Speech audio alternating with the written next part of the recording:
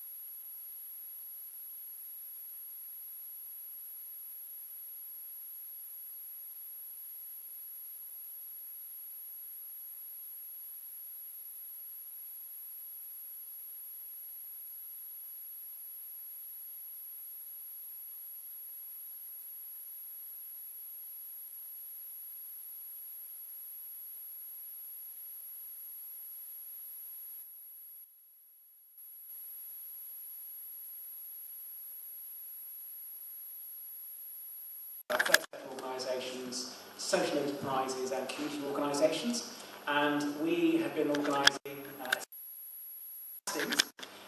We had Hustings in 2024. Unfortunately, in 2024, we had Hustings in Oban and Hustings in Helensburgh. Ooh, you can boo me now. And so you said to me you wanted a Hustings in Dunoon. So here we are. And we've got 4 candidates for us today, which is marvellous. So we've got Peter Wallace from the Conservative Party. We've got Amanda Hamsey from Reform. We've got Alan Reid, who's from the Liberal Democrats, and Jenny Minto from the SNP. And I'm just going to say a few words. We're going to be chaired today by Jill Robertson, who many of you, I'm sure, will know, and she'll be a very strict chair, I'm sure. There's going to be a series of questions, which many of you submitted. If there's time at the end, we will open to the floor. But there's quite a few questions to get through. And just to prepare you, so you can get your singing voices ready, we're going to ask you to read out your own question. So if you can broadly stick to what you've been asked, that would be great. And if you can avoid personal abuse, that would be even better. And I say that because you're being live streamed.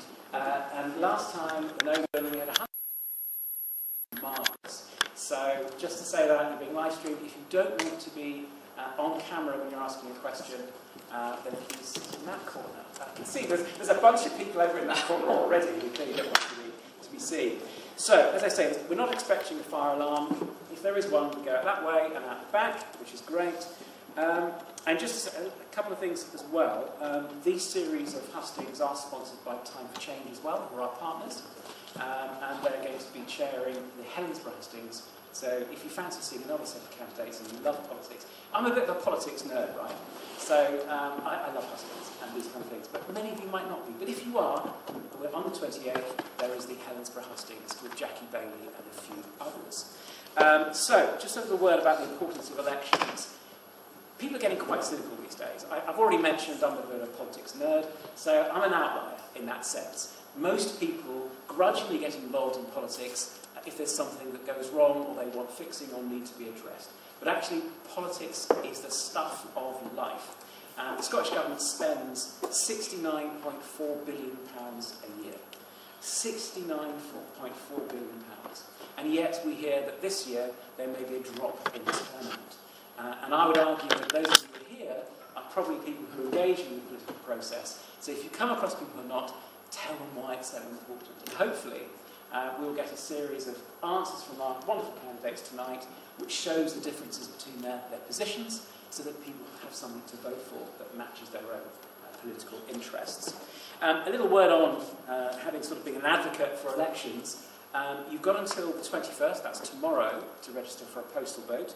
You've got until the 28th to register for a proxy. And today is the deadline for registering in total. So if you haven't registered, you haven't seen your polling card, run home and register on the UK website. And just to say, and one final thing really about the importance of elections and politics to our sector.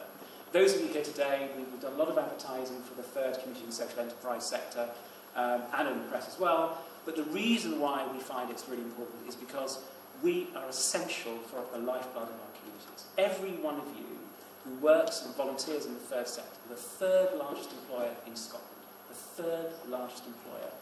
And yet I feel that we don't necessarily always get recognition for the role that we play.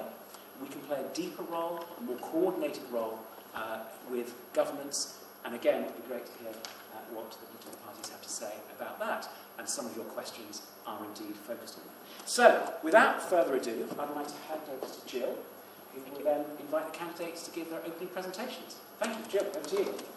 Thank you. As you heard, my name is Jill Robertson. Most people don't need a mic when I'm speaking, but there we are. I've got one, which works for the live stream. I am going to ask the candidates to spend about 3 minutes introducing themselves. You're very welcome to use the lectern, or I'll hand you the mic, and your call, really. And then we'll get on to the questions, which I know are really why you're here. So I'm going to start just to my left, because Jenny happens to be my left, so I'm going to ask Jenny to introduce herself a little bit for anybody who doesn't know her. Thank you. Thank you, Jill, and thank you, Taki, for organising this, and as well, Time for Change too. My name is Jenny Minto, and I have had the absolute privilege of representing Argyll and Bute in the Scottish Parliament for the last 5 years. I always start my speeches when I'm inviting people into the Parliament by saying I represent Argyll and Bute, Scotland's most beautiful constituency, not just because of the landscape, but also because of the people.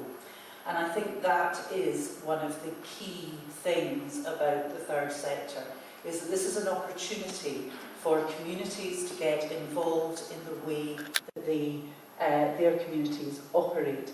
Now, I grew up in St Andrews, and I was brought up with parents that were very involved in the third sector.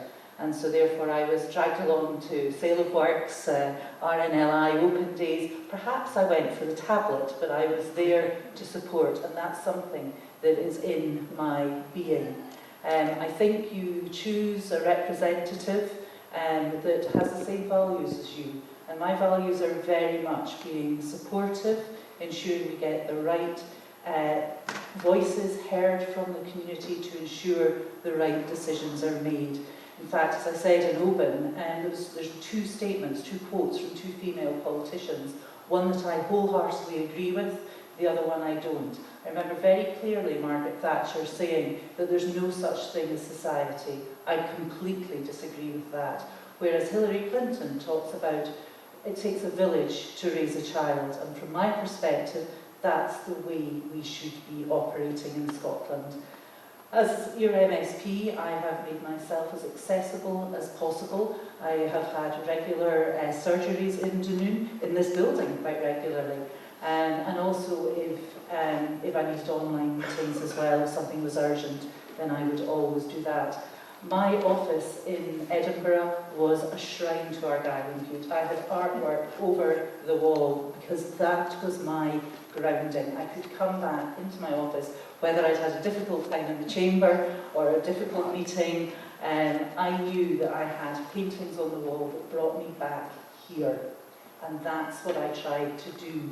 I didn't bring Holyrood to here, I took Argyll and Bute to Holyrood.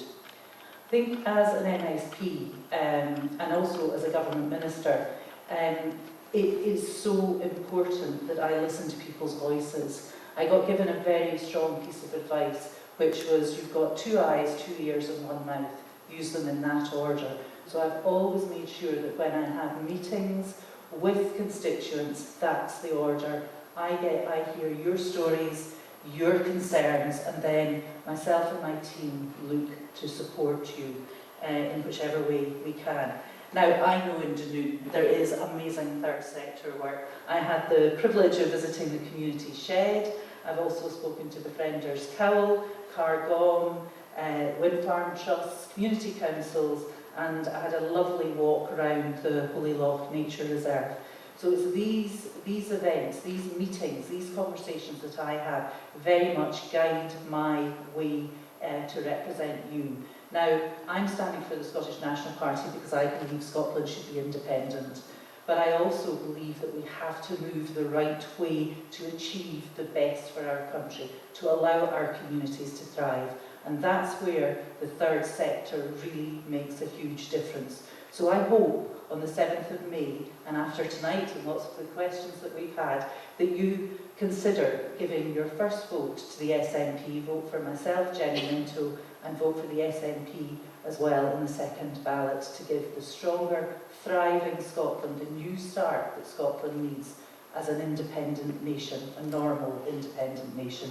Thank you.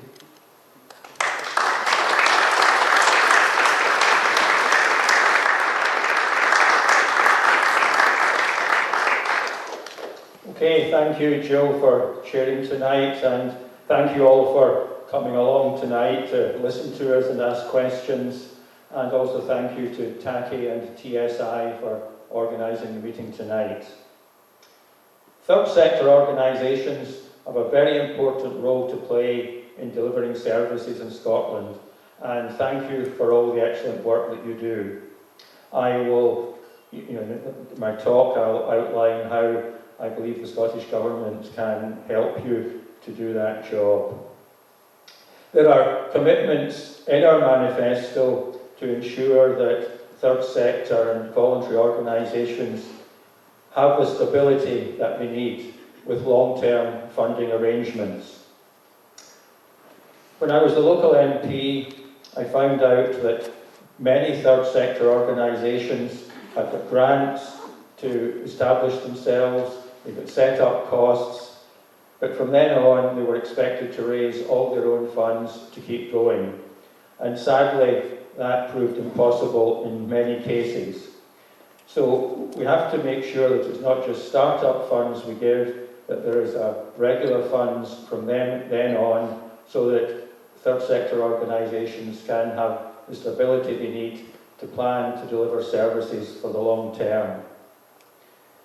It's also important that local councils are properly funded so that they in turn can properly fund third sector organisations.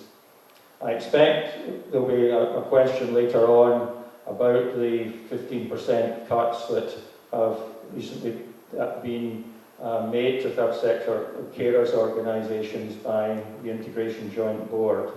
So we need to fund councils properly so that that sort of thing doesn't happen. I live here in Dunoon. I was the MP for 14 years. I enjoyed the job very much.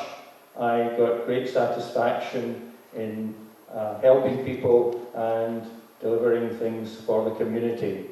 So I want to have the opportunity to do that again.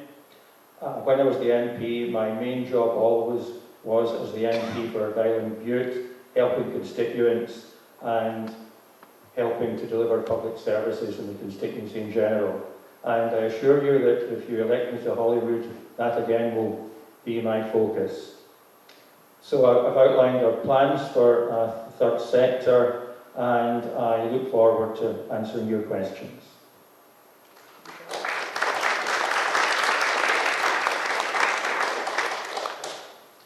Thank you all for being here tonight and for the organisation that's also gone into bringing this event together, and to Jill for chairing.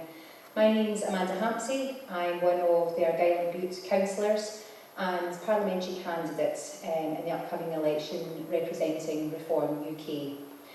I want to begin by recognising the work of the third sector organisations, the volunteers, the community groups, who step in every single day to support where systems are failing short. In Dunoon and right across Argyll and Bute, you often see the difference between someone coping and someone struggling, just down to these organisations alone. That contribution deserves not just recognition, but real support and also partnership. I'm standing in this election because I believe politics has drifted too far from the people that it's meant to serve. Too many decisions are made by people who do not live in our communities, who do not understand them, and do not have to live with the consequences of the decisions that are made. We see results in that every single day across Highlands and Islands. We see it in roads that are not fixed, in depopulation of our rural areas and our islands, and in major infrastructure decisions that are being imposed upon communities without adequate respect for local voices. We see it in healthcare and dental services, stretched beyond breaking point. And when those decisions do go wrong, it's often the third sector that's left picking up the pieces, filling the gaps, and supporting vulnerable people and holding communities together. That is not how it should be. Our community should not be an afterthought. Communities deserve to be listened to be respected, and to be properly represented. Now, I'm not someone who just talks about these problems. I'm someone who has been actively working on them within council and as a person. As a councillor, I've taken on senior roles across planning and across health and social care, as well as having positions on many committees across the board representing communities on issues that shape people's everyday lives. I've challenged decisions where I felt that communities were not being listened to and decisions were being imposed upon them. And I've worked alongside colleagues to try to bring real investment into rural healthcare, which is much needed. From supporting innovation, medical drone pilots, and protecting local care services. My approach has always been very simple in my role. I listen, I show up, I stand my ground, and I deliver at every single opportunity for those that I represent. Because representation isn't just about turning up when it's easy. It's not when it's just a photo opportunity or when there's a headline to be had. It's about standing firm when it really matters and when it's really difficult, not just for yourself, but for your community. I've lived here my entire life. I've raised my family here, and I understand the issues that everyday people experience across Argyll and Bute because I live them too. This isn't just political for me, it's personal. What we need is representation that works with our communities, including the third sector, not around them and not over them. That means listening properly, valuing local knowledge, and that means taking decisions that reflect the reality of everyday life here. Because long after the last speeches are read on election day, what matters is who's going to still show up for communities, who's going to represent them accurately and truly listen to what they value most and what they need. That's why I'm standing and why I would very much appreciate your vote this election. Thank you.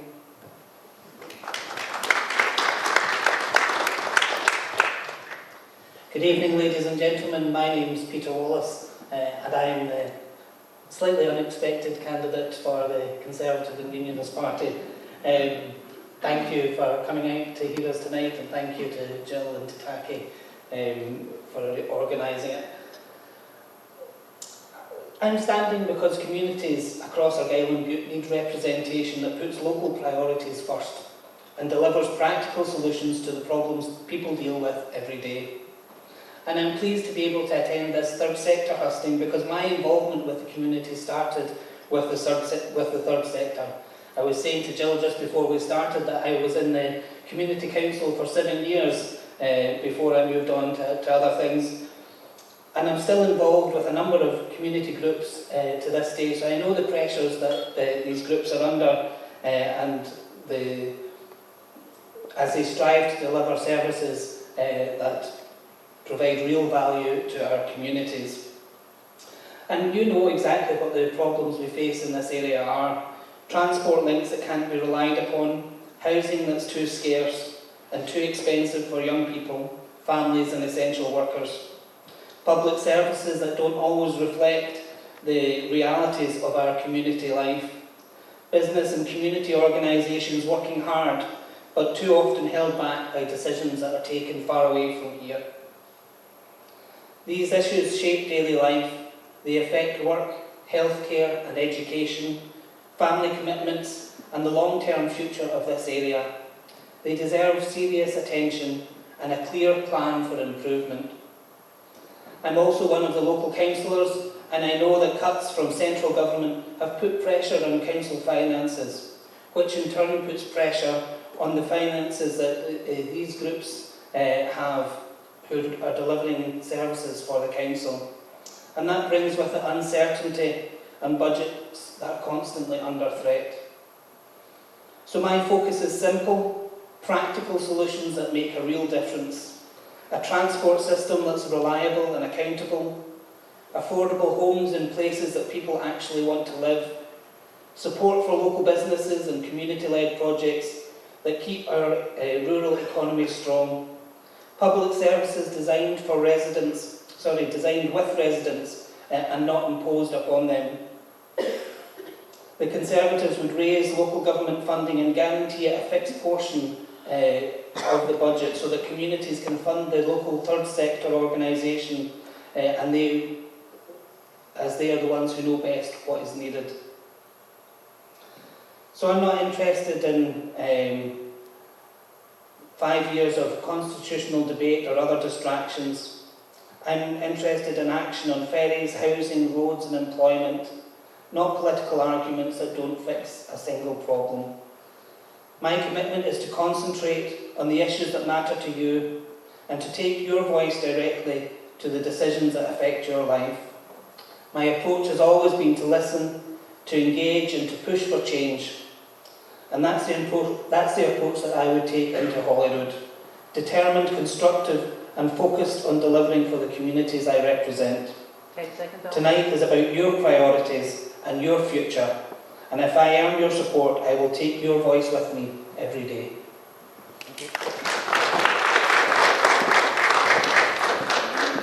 Thank you very much, folks. I'm going to move quite swiftly on to the first question. We will take a minute each from the candidates, and I'm going to be as tough as old Boots. Some of you know I'm that anyway. Our first question might not be a surprise to many of us if you come from this area, but it's about the ferries, and I'm going to turn to David Clough, who I think is back right-hand corner, Nigel, to lead that question. Thank you, David. Yeah, David. Good evening. I don't often need one of these either. The Dunoon ferry service must rank as the worst ferry service in Europe for cancellations. Since 2011, the community has been provided with vessels that are not fit for purpose and whose reliability figures must be seen to be believed. New vessels have been promised for over a decade, although mysteriously they disappeared off the small vessel replacement programme several years ago. The community is fed up with information requested from Transport Scotland about the replacement programme not being provided, yet hearing and reading about millions of pounds being spent repairing and modifying ferries that are less than 2 years old. Everyone on the Cowal Peninsula is affected adversely, whether it be for medical treatment, service provision, education, employment or leisure. What are you, both as a party and personally, going to do, if elected, to ensure that Transport Scotland are charged with having a fit for purpose and reliable Dunoon ferry service in place, and within what timescales? Thank you. You had also asked a question first. Did you want to add anything to that?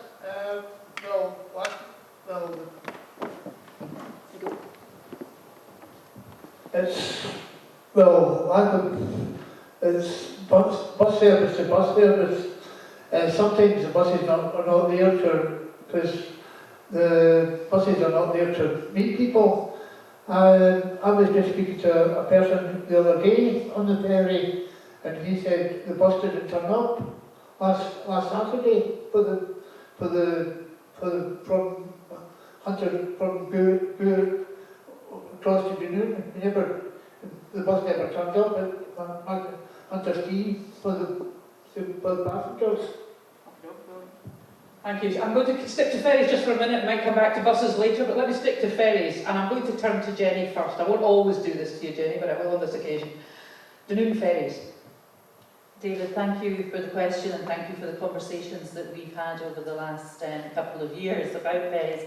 I absolutely recognise that the Scottish Government hasn't moved fast enough to ensure that the Dunoon Burgh link, passenger service link, is as robust, as reliant as it should be. I think, to be quite honest, the transport ministers are quite sick and tired of the number of times I have written and requested movement. The Scottish Government is still behind very much the two replacement ferries to do that. I have regular conversations with the Transport Minister regarding that. But I think the other interesting thing, David, that we talked about last time we met was how do we ensure that the community's voice is in that. And I know as the Community Council is planning to do a survey as a result of your meetings that you've had. And I think that's really important because I think all of us have said in our introductory remarks the importance of listening to communities and getting that community voice there. Now, should it have happened more quickly? Yes, I would have loved it to have happened more quickly. I think the other thing you asked about is what would I do? Well, I feel very strongly that we've got too many layers when it comes to transport. So Transport Scotland, CMAL, CalMac, specifically around ferries. And I think there has to be an improvement there, and that's actually in the SNP's manifesto, building on the work from Project Neptune. And I know as well, it's the relationship, as Ewan talked about, that integrated way that transport works. So we've had conversations with ScotRail. I think we need to ensure that there's better linkage, and as Ewan talked about, also with the buses. So you have the best way for people in this town and the surrounding areas to get to the rest of Scotland, but also the rest of Scotland to get here in the most green and efficient manner. Can you pass it to Alan? Alan? Well, the answer is quite simple. The SNP candidate at a Hustings meeting in 2007 identified it, build 2 new ferries. That promise was made 19 years ago. The SNP won that election. Jenny says it hasn't moved very fast. 19 years? That's not fast. It's just absolutely ridiculous. I don't know why the SNP hates Dunoon so much, but to leave us for 19 years, explain why for 19 years, given the promise that your predecessors, the candidate, and he was successful and the SNP won the election, why after 19 years we're still waiting. Now, when I was on the council and when I was the MP, I regularly wrote and met transport ministers. In fact, one of the last meetings I attended, I was online meeting in those days because of COVID, but one of the last meetings I was at, we were shown 2 40-metre ferries. Now, they need to be 40 metres to be able to cope with the weather. That was identified in the 2013 NVA report. We were shown those designs. I thought, good, it's about to happen, but that was just before I stood down from the council 4 years ago. We're still waiting. But so the designs are there. What should happen, or what are we demanding will happen if I'm successful, is that there's an immediate consultation on those ferries, and that the Scottish Government then listens to the public in the consultation and then proceeds to build ferries after having feedback from the consultation. Thank you, Alan. Amanda? Thank you. Like Alan, I've got to say this is absolutely a flaw in SNP government. As Alan said, 19 years ago, but in Dunoon specifically, 2011, the large ferry was removed from service. I remember that day. I was on the last sailing. That's 15 years ago that that ferry had left, and we are yet to see an adequate replacement for what is locally known as the bathtub ferry, which nobody feels that they can rely on. The ferries that have been put in place are evidenced as not being fit for purpose. They were not made to operate on that type of crossing. The cancellations are weekly, with everything from propeller issues, fire alarms, engine issues, you name it. I'm sure we can tick off every single box going. Now, last year as well, I think it's important to note that we had one of those ferries out of service for nearly the entirety of the entire year, which is just absolutely unjustifiable beyond words. This then leads on to depopulation within our area, with many people who have said to me that they simply cannot live in the area any longer. They cannot rely on those ferries for studying, for work purposes, and the consequence is we are losing our local economy and losing local people. If my party were to get into government, I would like us to tackle that head on. And in terms of timeframes, the work starts on election day. Whether I am elected or not, that is always an issue that I will be tackling head on. Thank you.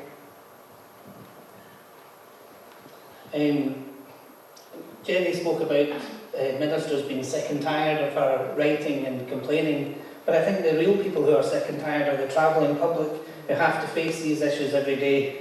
They're the ones that are looking at the billions of pounds being, the nearly £500 million wasted on two ferries that are years late and not delivering for the communities that they're supposed to. So what we would do is we would look at delivering new ferries across the network within, every 2 years, so that we bring down the average age of the fleet. And also just on the buses you mentioned, we would look at bringing in a new small town and rural bus fund to allow councils to bid in for additional funding to protect rural services. Thank you. David, would you like to come back?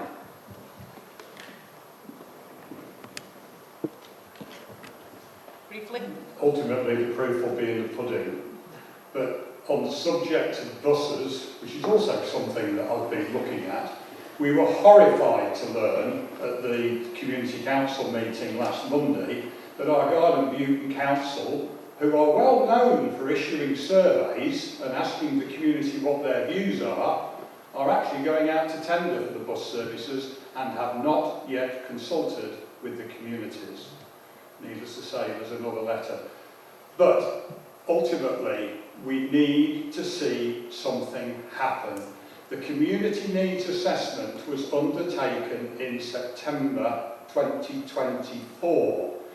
The single tangible action that has been taken by Transport Scotland since 2011 on the Dunoon service was the removal of 3 return sailings per day.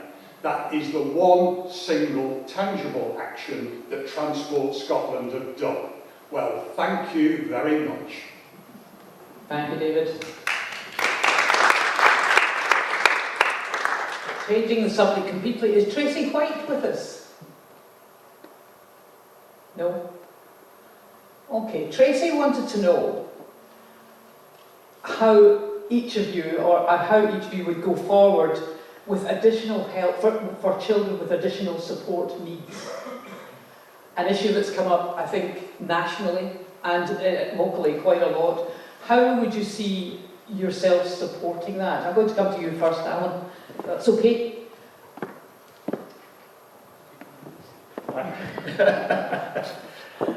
Thank you, Joe. Yes, I mean, the questioner is quite right.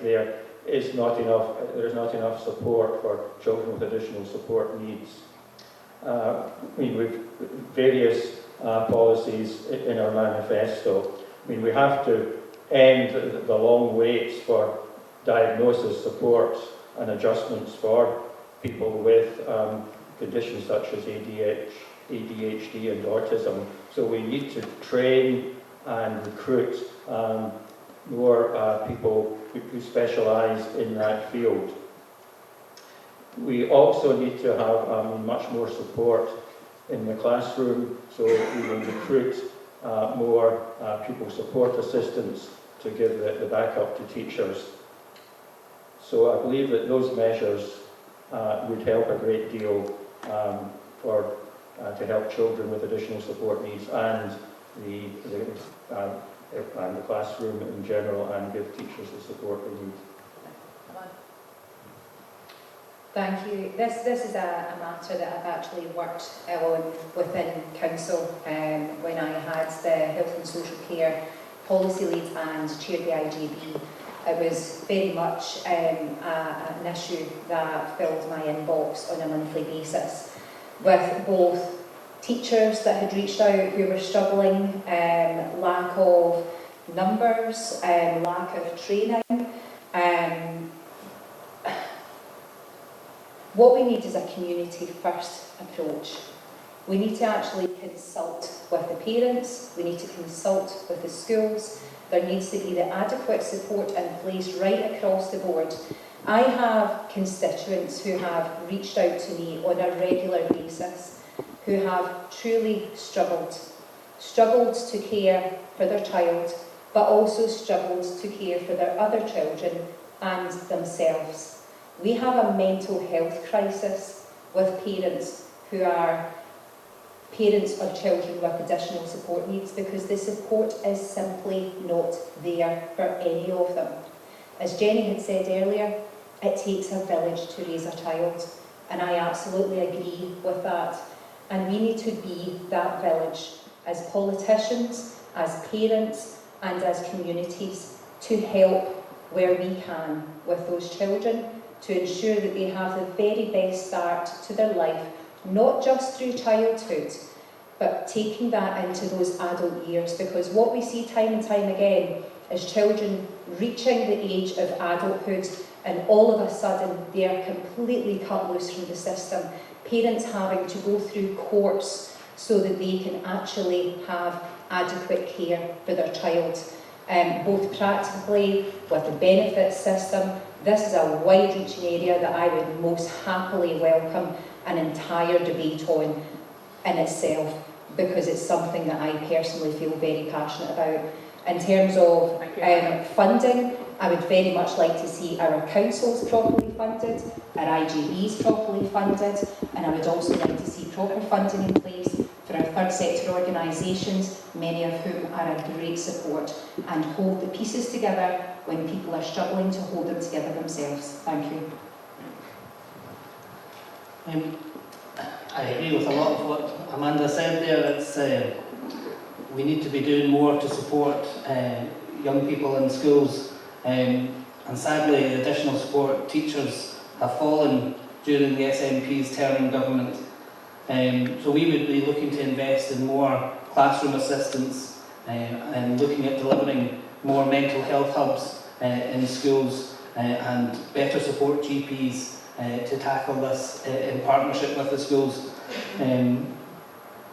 so that we can deliver fair outcomes and again avoid the sort of cliff edge that Amanda described when children reach the age of leaving school and then have that worry of nowhere to go after that. Thanks, Peter. So the Scottish Government has specifically ring-fenced funding for assisted ASN teachers, which is handed to local authorities to ensure that there are right a number of ASN teachers as determined by the local authorities. In the 25-26 budget, there was £1.3 billion allocated to mental health. That's a doubling since 2021. Now, do I think that's enough? On the visits that I've had to many schools across Argyll and Bute, I don't think it is. And so this is something that if I am re-elected, that I will be very much a champion for. there are various other things that the Scottish Government put funding into. So, for example, Young Scot has a I Feel app which young people can access. Not everyone wants to access mental health and assisted needs, additional needs through an app, which is why we're very clear that we ring-fenced funding to be spent on ASN within schools. Now, I've visited many of the schools around Argyll and Bute, and I was asked this question by children or young people as well about how they could access the right support. And I talked about the apps, I talked about assisted ASN teachers, and the pupil who'd asked me the question said, but Jenny, perhaps sometimes we've got the answers ourselves. There's an awful lot of ability that we can actually get out into our communities and help. They can volunteer as well, but also there's the fantastic wildlife. So I think one of the key things that if I am re-elected, that I will be doing is speaking to the young people, because they have the best idea as to what they need to support them through their journey to be as thriving as they possibly can. So, Thank you very much. You got away with murder there. It will be a minute in future. Felt like a long minute. It was a long minute. For all of you, it was a long minute. Is Elaine Deehan here? Elaine, there's a mic just coming behind you, Elaine. Thank you. Hi, I campaign with Alzheimer's Scotland. I'm on the National Dementia Carers Action Network, which is always a bit of a mouthful. So my question is, the funding cuts to our community third sector groups such as Crossroads and the Befrienders at a time of crisis in social care will have a profound impact. How can members ensure that money from taxpayers is ring-fenced and not spent on warfare?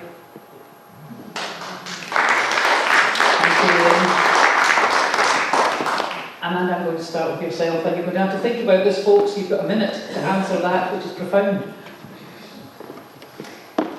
So I'd say on your first point, in terms of the 15% cuts that have taken place, I find those cuts absolutely unacceptable. As I said, I sit as a councillor in Argyll and Bute Council, and I backed an alternative budget to the one that was accepted by council. The famous, yet again, another nearly 10% council tax increase, which was dressed up as being a protection for our health and social care. That is not true, because it didn't protect health and social care, and it actually brought less money in than what our Peter and I had both backed the same budget at that point in time. It was a 5% increase in council tax, and that actually brought an extra £4.5 million into health and social care. There needs to be a less centralised approach to funding, especially for the likes of our third sector. And the national quongos that are taking place, what you're seeing is you've got the lion's share that is going out when the local third sector organisations are getting far less than what we should. Thank you. Alan? Oh, Alan. Sorry, Can I speak Peter, to you about that one sorry, Peter. afterwards? I would really appreciate the opportunity, because I have quite a lot to say on that matter. Peter, I'm so sorry. No problem, thank you. I agree with your description of the situation as being a crisis, and that was why I introduced a motion into the council to declare a health and social care emergency in Argyll and Bute, but unfortunately it wasn't supported by the SNP and Lib Dem councillors on the council, so unfortunately that fell. But as Amanda said, our budget council delivered more money for health and social care with the, I'll correct you, Amanda, it was 4.9% council tax, not 5%. So we're definitely committed to seeing seeing the services that are delivered by these organisations protected, because we know and we value the work that they do.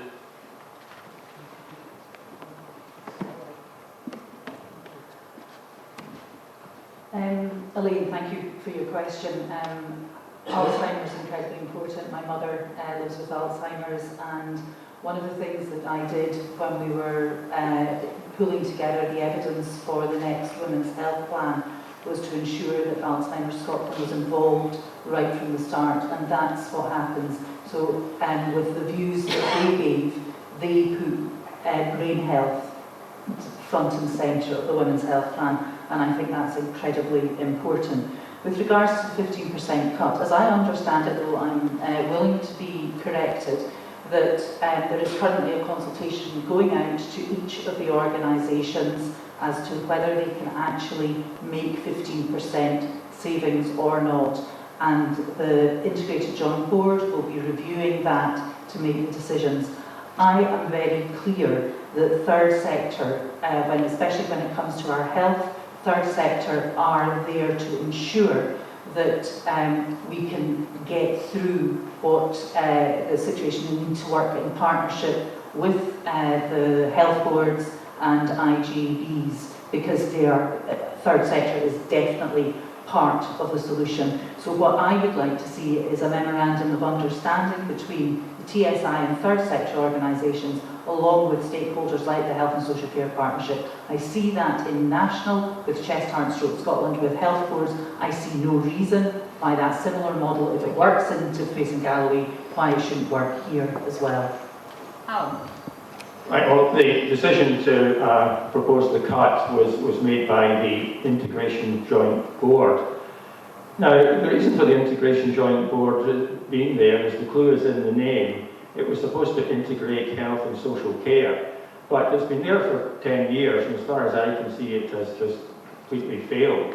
The whole, we're still in the very distressing situation where many people in Argyll and Bute and other parts of Scotland who are in hospital, they need a care package. If there was a care package in place, they would be able to get home, but because that care package is not in place, they're still in hospital.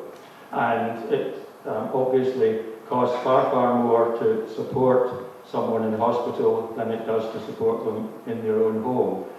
So we have to one of the things I'm wanting to do if I'm elected is to meet early on with the Integration Joint Board and just question them as to why we are in this situation that is distressing and financially unsustainable. Thank you, Alan.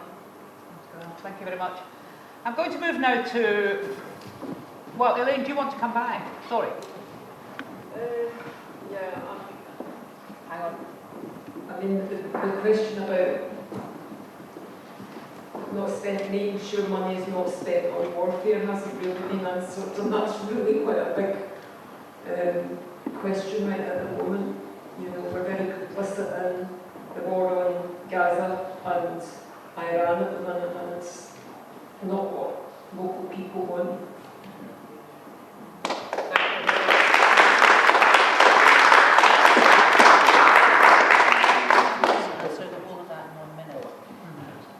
So I agree absolutely, Elaine. I'll let you, right, okay. Westminster that's spending money. It is Westminster that's spending money, it's not devolved. So I think there's an issue about that. I will give you briefly a very quick chance to respond to the last part. So, Elaine, that's the kind of decision that I think is wrong, similar with having nuclear submarines around the coast, completely wrong. Sadly, that is Westminster decision. I think Mr Swinney, the First Minister, has been very clear on his views. He has gone as far as we can. Should we be going further? Yes, we should. Republic of Ireland, there is a genocide going on that we should be standing up loud and being very clear that we are completely against it and we find it abhorrent.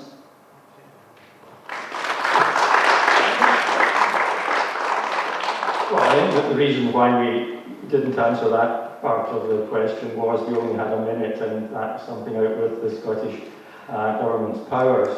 I am totally opposed to what is going on in Iran, what Donald Trump is doing in Iran, what Israel is doing in Gaza. But fortunately, the Keir Starmer has kept Britain out of the war in Iran, and we should have absolutely nothing to do with it. We should not provide any facilities to the Americans. I believe facilities are being provided to the Americans to help them in their bombing. We shouldn't be providing those facilities. But I don't think we're actually spending, I don't think the government's actually spending any money. I certainly hope it isn't.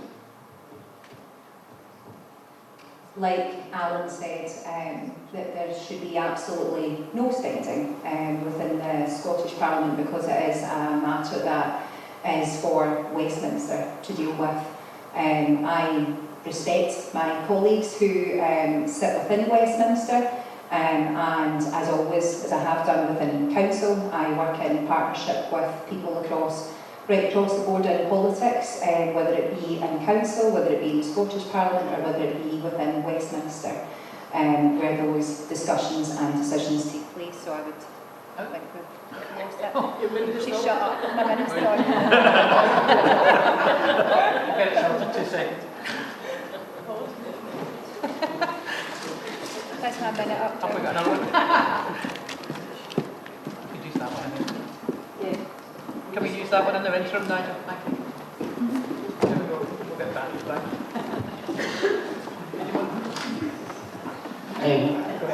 I would just add, as has been said, it's a Westminster issue, although I'm interested that with everything, with the unpredictability of Vladimir Putin, that Jenny's saying she wants to get rid of her nuclear subs. They are our strategic defence, and we would be in a much more vulnerable position on the world stage without them. No, completely wrong, Peter. Completely wrong. I'll take that as we have a difference of opinion. I'm going to move swiftly, she said, thank you, on to Frocka. Frocka, can I ask that you ask the first part of your question? I think we've talked about ferries already, we may well come back to it, but the first part, if you don't mind. What my question was. But No, I understand that. Nigel, have you got a mic? Am I all right?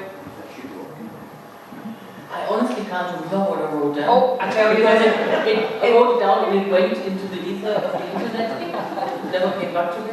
Okay, you asked how would you support the residents of Cowell to cope better with the high cost of living prices, high energy costs. The latter part went on to talk about high ferry costs, but I think we looked at that, and also to finally take Calmac to Cass. But if we leave the ferries bit, if you don't mind, how are you going to help Cowell residents deal with the high cost of living? I'm coming to you first, Peter. If only because my knees will just about stand still. I think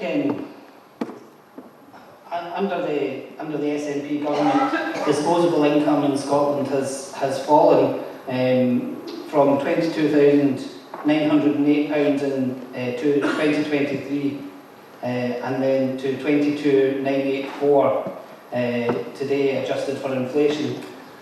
So what we would do, we would be looking to stimulate the economy, and we would be looking to give people more money in their pocket by cutting income tax and using the Scotland revenues to provide energy bill relief, and also look to scrap the net zero household costs and support businesses to get Scotland working again. Thank you. Jenny, we'll keep it in the circle. So, cost of living is a political choice.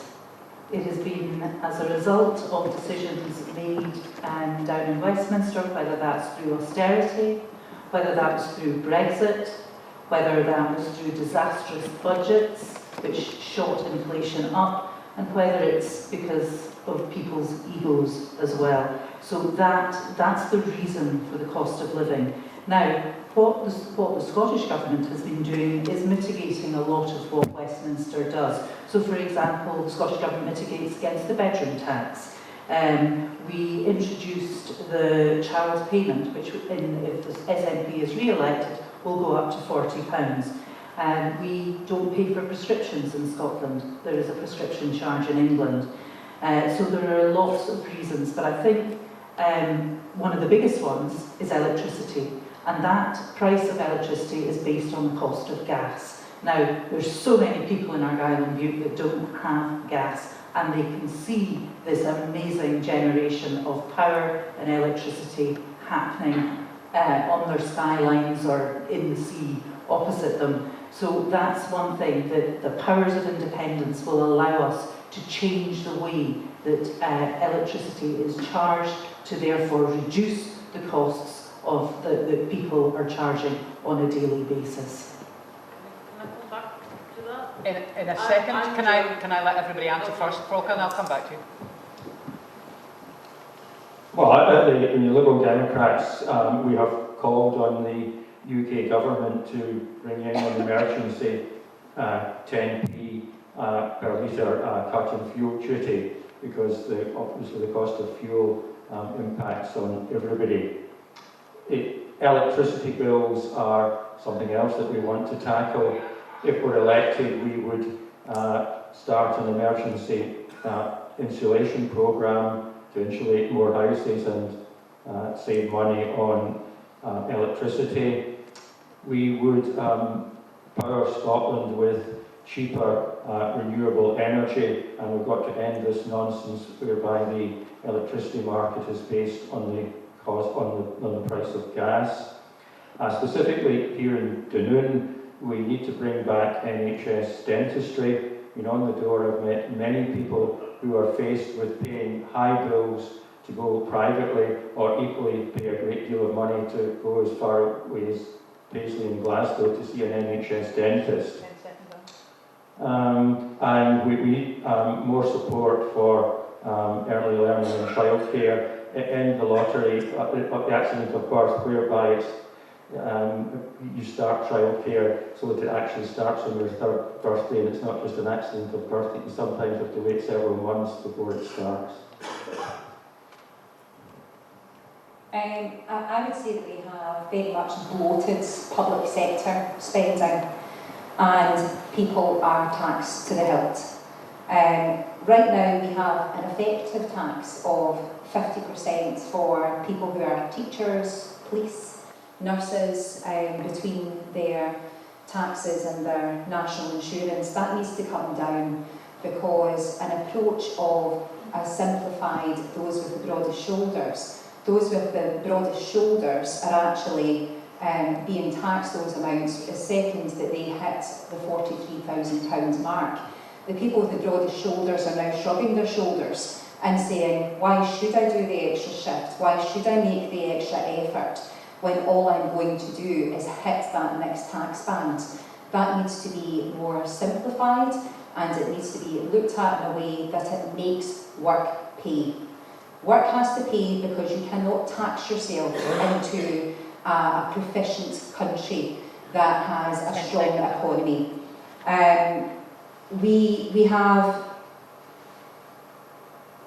in terms of wind farms, when that was being mentioned, many of our wind farms are Spanish and they're Norwegian.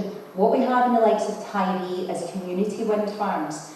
If you want to go down the route of having greener energy, that energy should be Scotland's energy. Right now it's not. It is dressed up as Scotland's energy. It's not.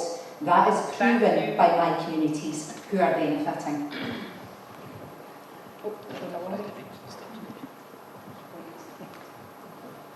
All right, thank you very much.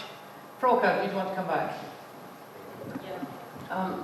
So I'm German. I live here in Dunoon for the last 10 years and for 25 years in the UK. And I'm still baffled how this country cannot organise a piss-up in a brewery.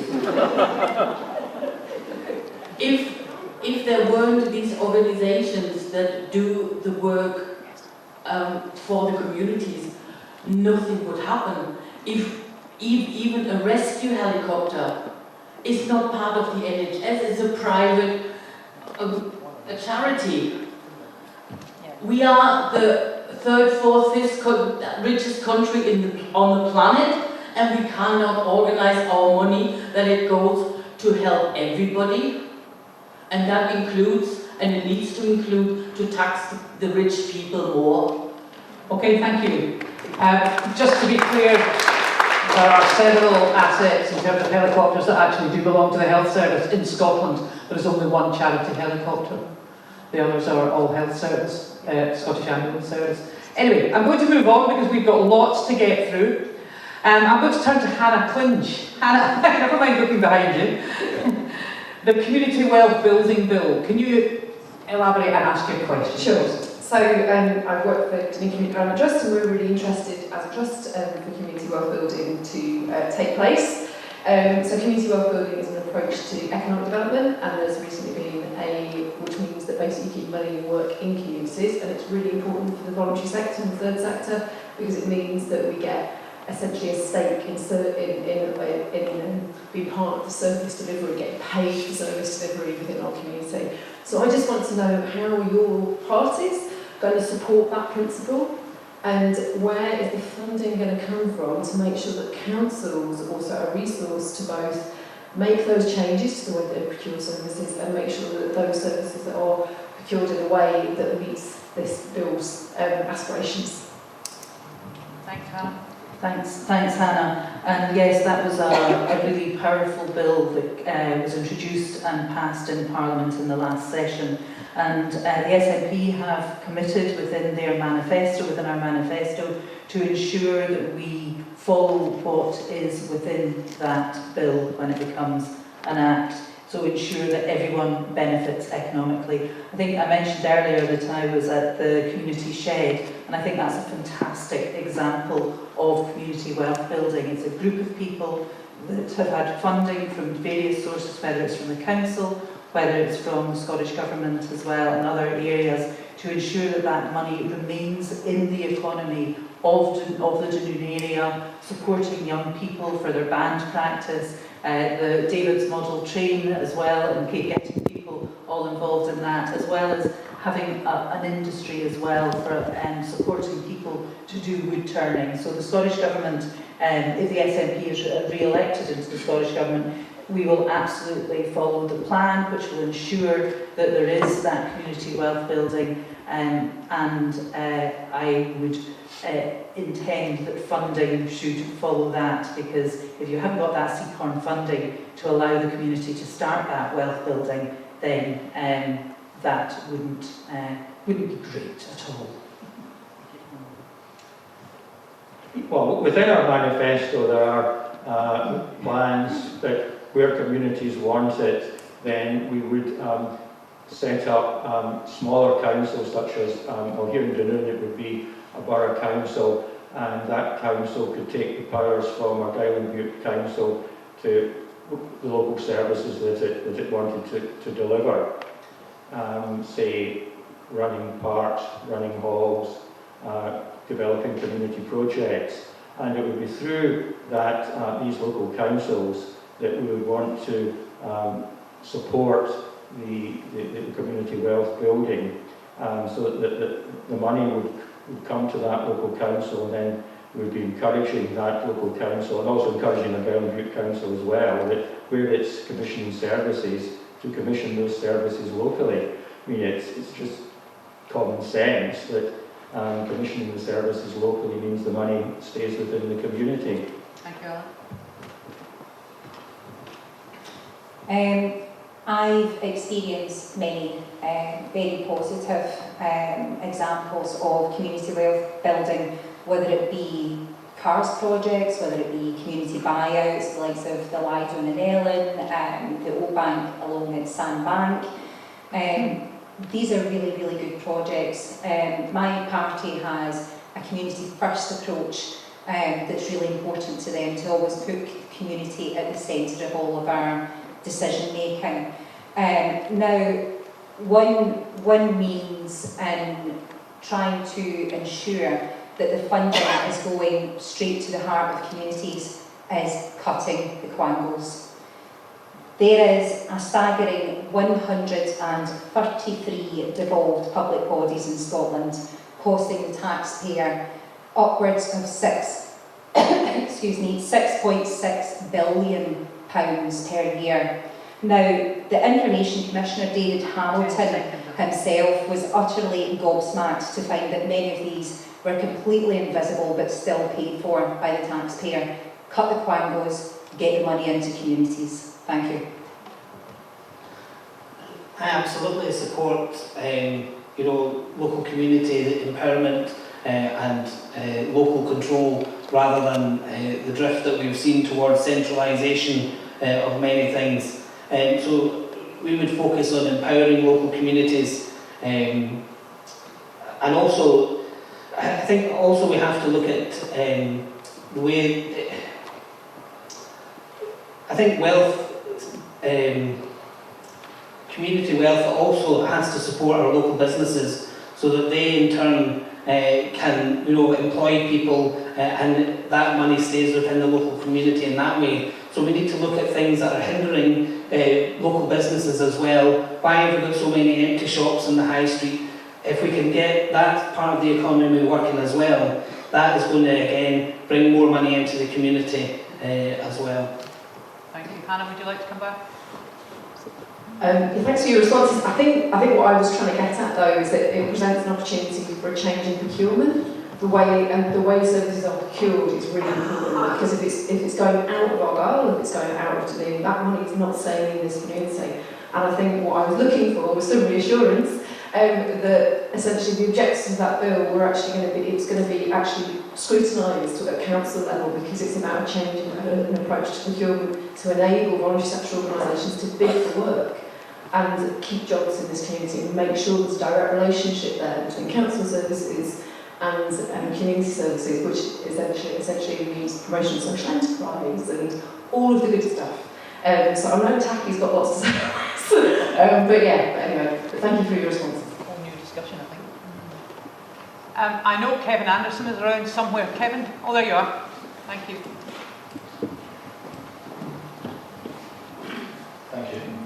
Thank you. Depopulation is recognised as an issue for many rural authorities, including Argyll and Bute. We know that leisure and library services, in terms of the benefits that they provide in terms of physical and mental health well-being, but also there's a wider contribution in terms of the social and economic value of these services and the part that these play in the economic attractiveness of Argyll and Bute. I'm interested in the candidates' views on their views and the party's views on what they would do to ensure that we retain the social and economic benefits of having high quality, affordable and accessible leisure and library services throughout Argyll and Bute.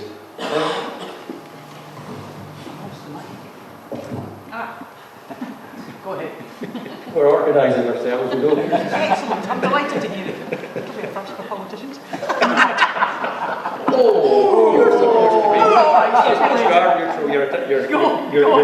did say all politicians. Yes, right. Go ahead, completely non. Yes, Kevin, it's vitally, these services are vitally important.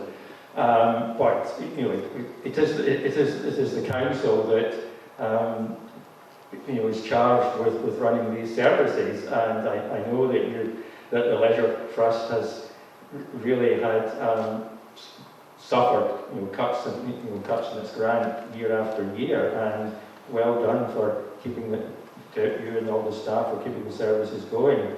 Yes, leisure, arts, culture, it's vitally important. But it is the council, and I think the key for us from a Parliament and government point of view is to make sure that the council is properly funded. Argyll and Bute Council got the worst settlement in Scotland this year. If I was the MSP, I'd certainly be demanding much more than Argyll and Bute Council gets, and so it's a case of funding the council properly and then encouraging the council to support the leisure and cultural services. Thank you. I think that's a very good point, that we did receive the very lowest settlement in the entirety of Scotland. We have an SNP MP, an SNP MSP, an SNP council, and yet the SNP-led government have given us the very lowest in the entirety of Scotland, Kevin. the councils have to be funded. They have to be properly funded. You and I have had many interactions, correspondence within council. I've contacted you personally just with concerns as to how we can keep services running. Those services are absolutely vital services, as I've detailed and you've agreed with me on those. They keep our communities vibrant, they keep places where people actually want to live. It aids our mental health in our local communities and also helps with that whole social cohesion, getting people out and about in amongst the community as well. I think quite often it goes unrecognised just how important those services are, and they should be funded at every single opportunity. The only way for that to happen is by properly funding our councils. Now, in terms of the rural depopulation, I found an interesting statistic that 35% of young men aged 20 to 35 are still living with their parents here, with the main reasons being cited as cost of living, lack of housing and high rents. These are all things that really need to be considered in a wider perspective in regards to the rural depopulation. But I absolutely commend you and your team on the work that you do and keeping this area vibrant and somewhere that places people do want to live. Thank you. I think it probably come as no surprise, being a local council, that I agree wholeheartedly with the sentiments about the council being funded properly. And I think the points you make about the benefits of leisure and lively facilities are well made. I think one of the things that we've not perhaps touched on is the preventative effect that can have on the health of the community. So in addition to being places for them to go and spend time and socialise, it also keeps us both physically and mentally healthy, and that's another reason why these services are so important. So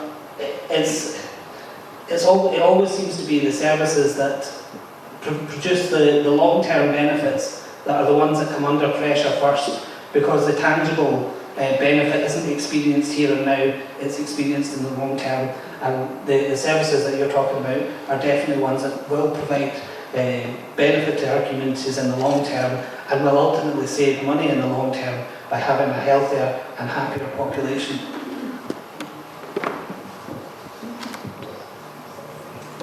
Thanks Kevin for your question. Can I just be clear that the Scottish Government gave an increased settlement to local authorities? The way that money is allocated out is through a formula that is used by COSLA, and COSLA is the overseeing body of local authorities. Therefore, there is a responsibility on councillors and also the local authority officials to ensure that they put the argument forward to ensure that Argyll and Bute and other councils get a fair settlement. Kevin, going specifically to your question, I was really pleased that the SNP has announced a partnership with Dolly Parton. Now, I have a copy of Peter Rabbit, I had a copy of Peter Rabbit in my office, which is part of Dolly Parton's library, and I think that really shows the different ideas that the SNP has in trying to ensure that young people get access to these fantastic books. And also they've got great things like BookBug, both in English and in Gaelic language, again encouraging people, and I know that locations like libraries are a fantastic place for that to happen. The other thing we've got, as everyone knows, the Scottish men's football team have qualified for the World Cup this year, so this has been designated a summer of sport, and the SNP has put £40 million into ensuring that people can try out sports, and also swimming lessons for primary school children. So that's the real key things that the SNP is putting forward to ensure that we do have the right facilities that we need. And from a public health perspective, the population health framework is very clear on we need to start doing preventative stuff, and there is fantastic work happening in Argyll. If I look up in Oban at Healthy Options, they provide great support for people prior to going in for an operation, but also after as well. So it's the prehab and the rehab, And that's I suppose in some respects that's community wealth building as well, because what you've got are third sector but also statutory supported bodies as well, working together to ensure that people thrive. Thank you. I've come to home with my phone, but come to you, it's okay. I'm going to come to Agnes Harvey. Agnes, over here. Down the front again, now. Thank you. Thank you. I'm here tonight to represent Blairmore Village Trust. We've been on a 12-year journey to purchase a piece of land at the heart of the community, right opposite the pier, if you happen to know Blairmore. We successfully purchased it 12 years ago with the help of the Scottish Land Fund. In fact, Becky was one of our first volunteers, clearing brambles for it. It's been a very long journey, but just 4 weeks ago we came out the other end of the planning process and have been granted planning permission for what's quite an ambitious project for a community of our size. The project will deliver a car park for 27 vehicles, electric charging points, cycle rack, public toilets, an amphitheatre, and 3 holiday-let properties, all of which would either be community-owned or certainly the income coming from it is ploughing back into the community. My question is, whoever's elected, or in whatever capacity you're operating, in what way can we be supported to raise the funding for it, which will come in just shy of £1 million?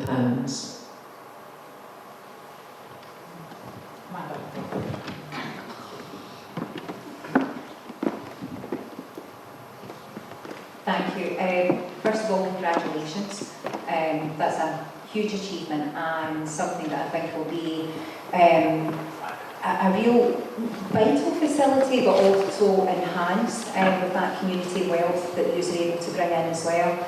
As a councillor in Argyll Bute Council and covering Oban and some islands as well, I've seen firsthand the benefits of these community projects. Now there is various sources that I have seen and routes that I've seen them go down. It would be a matter that, in all honesty, I would need to have further discussions with you to better understand what the vision is as to how we can go forward and tackle that. Now that's where partnership working comes into play and something that I've always been very passionate about. I'm currently working right now with one of my communities who have purchased a local church and plan on turning that into a community facility, and we're going down several different routes as to how we can try to bring the funding in to make that the real heart of the community and also bring the economic benefit as well as the social benefits to local people as well. But huge congratulations, and if elected I would be absolutely delighted to be able to work with you on that project and try and make it as successful as possible. Thank you. Go this way? Yeah. Thank you. Again, congratulations. I'm sorry that it's taking you so long. Planning can be a slow process, and something that's definitely one of my areas of focus to try and speed up that process. But I think, I don't know if the council, it's like the council answer rather than a Holyrood answer, but the council does produce a funding alert giving you information about different funding opportunities that are coming up. So if you've not already subscribed to that, that would be a good list to get on. And I think we've had a couple of community projects using the Community Land Fund where I'm from in Bute, and certainly getting the community buy-in and working in partnership with the community is definitely a key to success.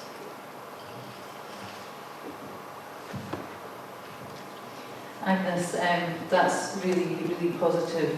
I'm really pleased to hear that you've got the land fund and you've got that planning permission, because I recognise, having supported the community group in Port Ellen, the length of time that can take.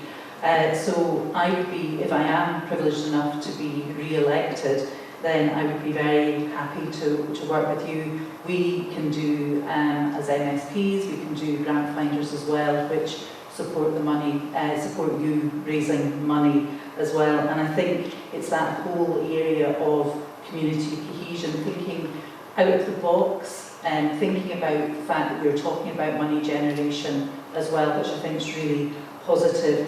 I'm interested that the funding came from the Scottish Land Fund, because I think that may have been one of the quangles that perhaps Amanda's talking about getting rid of. So I would be very disappointed if that was the way that a Reform UK party would operate within Holyrood. So congratulations, and if I am privileged to work with you, then I'm very, very content to do so. Well, yeah, congratulations, Agnes. That's obviously many years of work, hard work went into that, and so congratulations to you and all the other volunteers for having for your success. In terms of what could I do, well, as an MSP, there's the heavy note paper which I would use to write letters of support to anybody that you were applying for funds. If I became aware of any sources of funds that you weren't already aware of, I would of course pass the information on to you. I would again use my status as an MSP to give publicity to Blairmore and to the project, and who knows, somebody reading that in the press might make a donation themselves. But I would certainly be very supportive of what you've already achieved and want to see very supportive of the project going to fruition, so I'd be very happy to work with you and the rest of the team. Could I just respond just briefly? Just a piece of information. It took exactly 3.5 years from our planning application being submitted to come out the other end of the decision, which was an unexpected duration. And the other thing, which is a more important plug really, is this weekend coming, Saturday and Sunday, from 11 to 4 p.m, we've got a drop-in session, or sessions all day, to bring everyone up to date with the plans and our next steps going forward. So if you would want to know more about it, that would be a good opportunity. And there is free tea and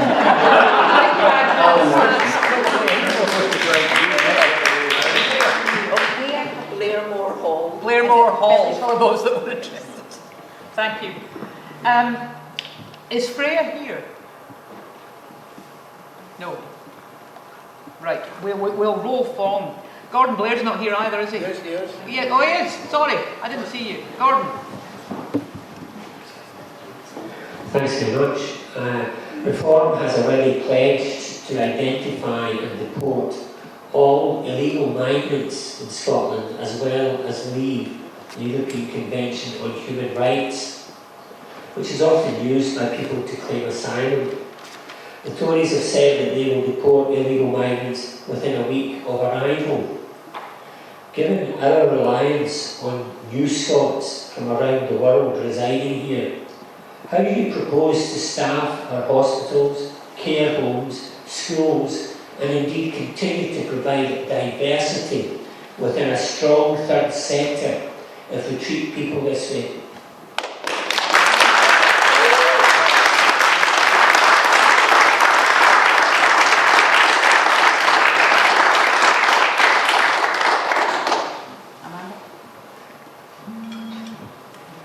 I would start by questioning where it is we're actually going to house people, because right now, as a councillor, my inbox is absolutely jam-packed full. I have several caseloads that's open right now with local people who cannot get houses within their local area, where the houses either do not exist or the rent is simply too high, and then quite often the cases are there is no rentable properties whatsoever. So if you want to bring extra people in to the area, which I welcome, given the fact that we have depopulation, we do need more people in Argyll and Bute, but we cannot even house the people who live here already. People who live here already businesses that are closing, like you said, healthcare that desperately needs additional workers within it to help those services run efficiently. Those jobs cannot be filled. I've seen that within the IJB, I've seen it within the HSCP, where the jobs are going out again and again and again, where we have teachers' posts that cannot be filled, and they cannot be filled because we simply don't have the houses to house our local people alone. Thank you. I don't think there's any question that managed migration forms an important part of the mix of our society. And the question, the word that you mentioned in your question was illegal. And I'm not sure why you're wanting us to support something that is happening illegally. I absolutely support migration done in a proper way. But if somebody is coming here illegally, then there has to be questions about that. So if somebody, I think everybody should be treated with respect, but the claims for asylum should be processed much more quickly. You know, people shouldn't be left in limbo for huge amounts of times. Let's sort out the claims that are people who can contribute to our society, and those that are not meeting the skills needs that we have. Let's deal with that in the way that it's supposed to. But migration is definitely part of the mix, and I certainly don't accept the suggestion that we're against that.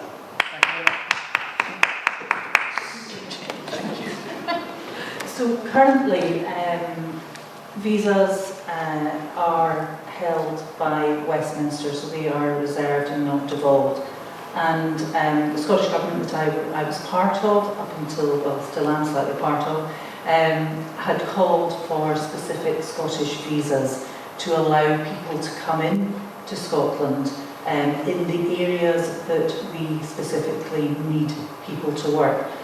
Since the current Labour government has cracked down on visas, that has reduced the number of people coming into a health care setting from abroad by about 80%, which is horrendous. And in a place like Argyll and Bute, where, as we've talked about before, we're experiencing depopulation, we need people to come in. We've also got an ageing population.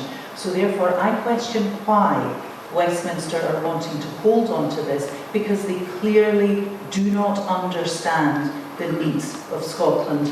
Now, in the SNP budget, in a manifesto, we have put aside, we will be setting aside £75 million specifically for rural and island housing, and £25 million of that will be for key workers. That's what you get if you vote SNP, a party that understands the needs of local communities and puts a budget in place to support that. Right, I think Gordon's question was about illegal immigration, and what we have to do is tackle the huge backlog of asylum claims which the previous Conservative government allowed to build up. Asylum, it's both for the benefit of the asylum seeker and for the benefit of Britain that we deal with these applications and process them very quickly. If the application is deemed to be invalid, then the illegal immigrant should be sent back. If it's deemed that they're at risk of being killed or tortured where they came from, then we must accept the application and not send them back to be killed or tortured. Moving up with the answers were about legal migration, we do need legal migration because there is a skills shortage, and rather than just giving up because of a housing shortage, we should be building houses where those houses are needed. In our manifesto there are plans for extra key worker housing in remote and rural areas, so that where somebody has a skill and is needed, that skill is needed in that area, they would then be eligible for that key worker housing. Thank you. And just quickly say, Gillian Mackay said in one of the debates that people aren't illegal. So I really think we need to turn around and think about how we look at our fellow world citizens. People are people the world over.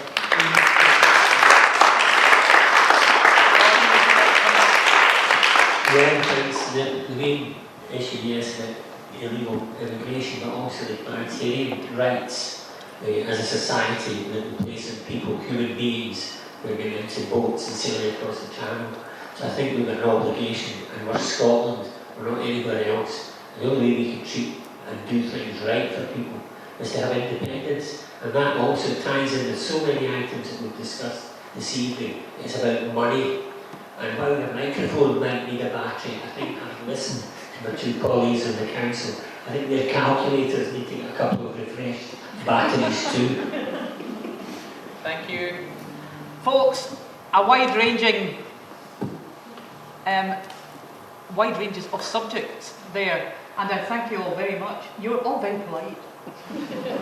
I was very glad it's not like the leaders debate where I was going to have to shout you down.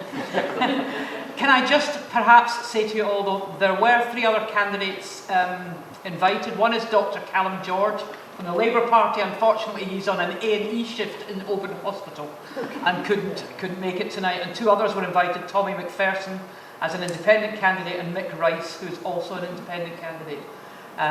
But they are not here. I would like to thank, on your behalf, and I'm sure we'll thank them properly, Jenny Minto, Alan Reid, Amanda Hampsey and Peter Wallace for all your time this evening. Thank you so much.